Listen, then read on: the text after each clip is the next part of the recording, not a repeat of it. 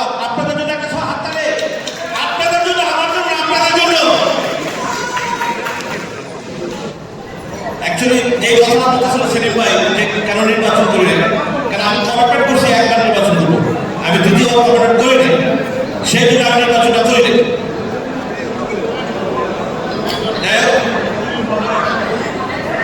আমি একটু 2-3 minute time নেবো, এই জন্য আপনাদের কাছে সকলের জন্য ক্ষমা চেয়ে নিচ্ছি। আমাদের এই ক্লাবকে উঠানোর জন্য সর্বোচ্চ চেষ্টাটাই করেছিলাম, কিন্তু আপনারা জানেন যে আমরা 5টা মাস দেশের যে পরিস্থিতি, এই 5টা মাস আমরা যতই পরিস্থিতি করতে পারছি, এটা আমি আল্লাহ তাআলার হাজার হাজার শুকরিয়া মনে করি।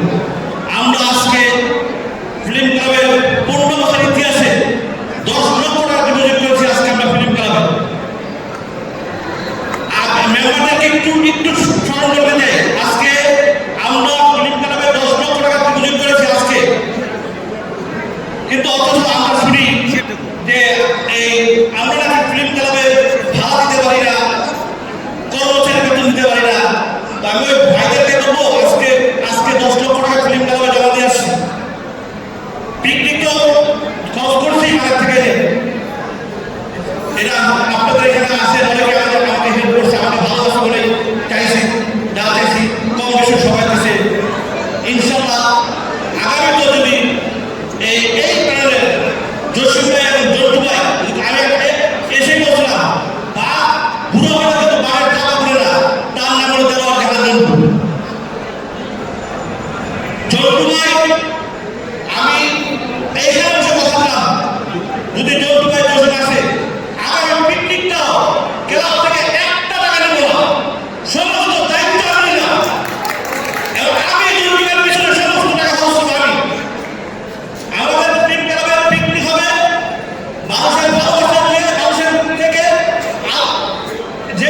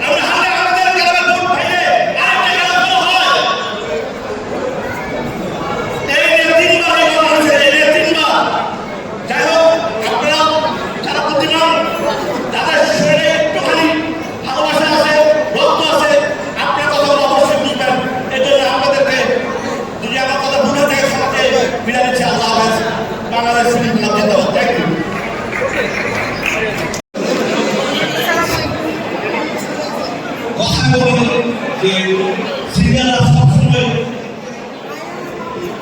সব কিছুতে ভালো হবে। আমার কাছে ভালো হবে সিনিয়ররা, এবং এখানে যে তারা দাঁড়িয়েছে তারা অনেক সিনিয়র, তাদের সামনে আমরা কিছুই না, আমি শুধু শুধু এই ইন্ডাস্ট্রিতে মানে আমাদের অনেক অনেক সিনিয়র তারা, এবং সিনিয়রদেরকে সম্মান রেসপেক্ট যদি আমরা না দিই আমাদের জুনিয়রও আমাদের কাছে রেসপেক্ট দেবে না। অতএব আপনাদের কাছে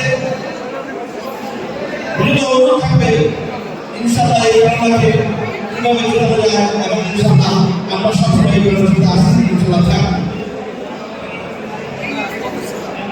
সামনে লাইটে ক্লিয়ার করে সামনে লাইটে ক্লিয়ার করে দেন, মানুষ আসতে পারে। অনেক সিট ফাঁকা আছে, সিটে আপনারা